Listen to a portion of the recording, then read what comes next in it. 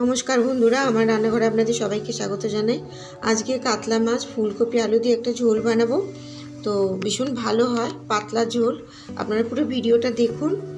আর এর জন্য আমি একটা মশলা বানাবো, যেটা আমার শেষের দিকে লাগবে ঝোলে দিতে। তো শুকনো খোলায় এটা আমি ভেজে নিচ্ছি। 1 চামচ, টেবিল চামচের 1 চামচ জিরে আর ধনে নিয়ে নিয়েছি 1 চামচ। ভালো করে ভেজে নিয়ে তো ঠান্ডা করে তারপরে এটা আমি শিলে বেটে পরে আমি অ্যাড করব। তার আগে আমি এখন একটুখানি চার পিস মতন মাছ নিয়ে নুন হলুদ ভালো করে মাখিয়ে নিলাম। আর লাল লাল করে ভেজে নিয়েছি মাছগুলো, ভেজে আলাদা করে তুলে রেখেছি।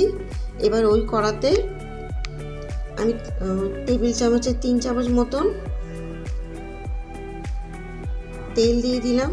তেলটা একটু গরম হলে ফুলকপি আর আলু দিয়ে দেব। আলুগুলো একটু লম্বা লম্বা করে কেটেছি, আর যে ফুলকপিগুলো এইভাবে কেটে নিয়েছি। আর একদম হালকা করে ভাজতে হবে। এবার হালকা করে ভেজে নিয়ে তারপর আসছি। একদম দরকার নেই বেশি ভাজার, আমি হালকা করে ভাজবো। আর এই সময় আমি একটুখানি হলুদ আর পরিমাণ মতন নুনটা দিতে লাগবে, দিয়ে একটু নাড়াচাড়া করব 1-2 মিনিটের মতন। তারপর আমি জল ঢেলে দেব। আমার হয়ে গেছে নাড়াচাড়া। আমি 2 মিনিট নাড়াচাড়া করে পরিমাণ মতন যতটা জল লাগবে, মানে ঝোলটা রাখতে লাগবে, অতটা আমি জল দিয়ে দিলাম। আর দিয়ে 5 মিনিট মতন একটু ঢাকা দিয়ে দেবো।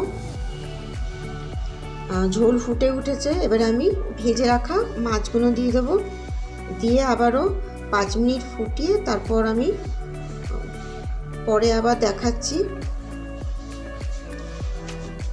একটু ফুটে উঠলে তারপর এটা আমি আলাদা করে সরিয়ে রাখবো। তো এরকম করে আপনারা একদিন বানাবেন ঝোল। বোয়াল মাছ বা রুই মাছ দিয়েও এটা খুব ভালো হয়। তো আপনারা একদিন বানান, বানিয়ে আপনারা কমেন্ট করে জানাবেন ঝোলটা কেমন হলো। তো এইবার আমি এটা আলাদা করে সরিয়ে রেখেছি, থালায় ঢেলে রেখেছি। আর ওই কড়াতে আবারও একটুখানি তেল দিয়ে দিলাম। তেল গরম হলে জিরে ফোড়ন দিলাম অল্প, আর 2টো তেজপাতাকে ছিঁড়ে নিয়েছি। এইবার 3-4টে ছোটো বীজ বাদ দিয়ে দিয়েছি।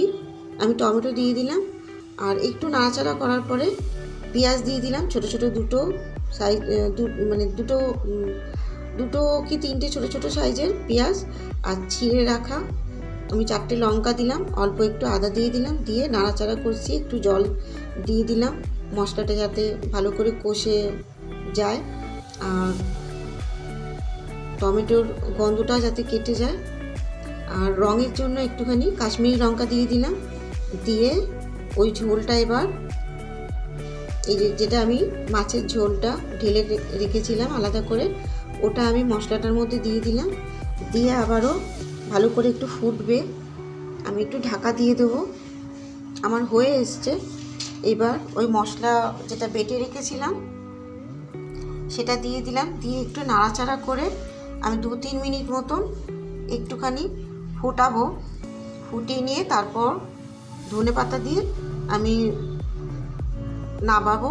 তো এইভাবে আপনারা একদিন বানাবেন। আমি 1 মুঠো ধনেপাতা দিয়ে দিলাম শেষের দিকে।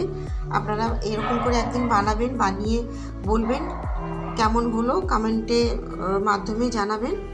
একটু ঢাকা দিয়ে দিলাম 2 মিনিট মতো, তারপর আমি আসছি। এবার নামিয়ে দেবো। এবার দেখুন কেমন হলো। ভালো লাগলে লাইক, কমেন্ট, শেয়ার করবেন।